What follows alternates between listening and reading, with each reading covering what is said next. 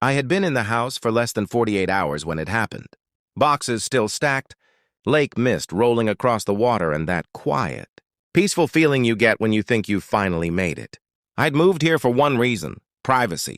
No noise, no drama, just water, docks, and calm.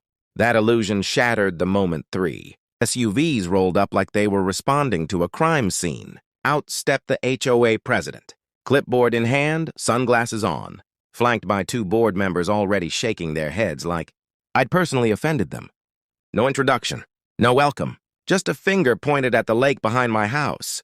"You can't be here. This lake belongs to the association."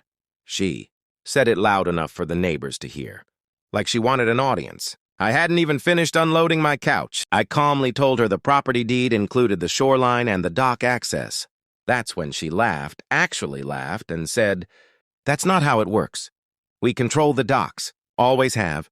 She waved her clipboard like it was a badge and announced they'd be filing violations if I didn't comply. The confidence was unreal.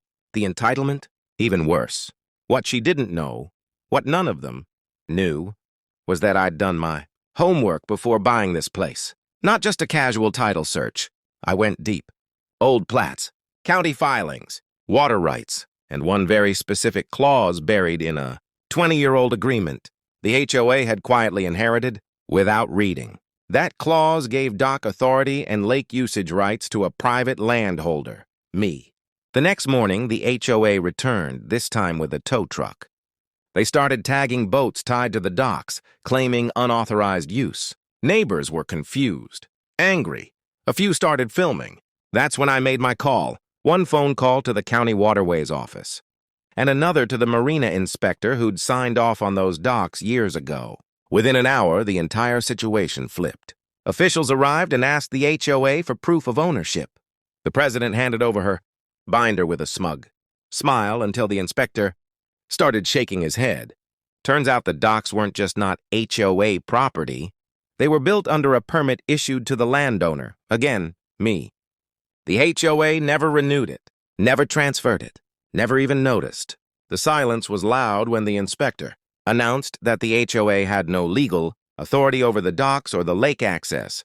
Worse, their attempt to tow boats and issue fines crossed into harassment. Fines were voided on the spot.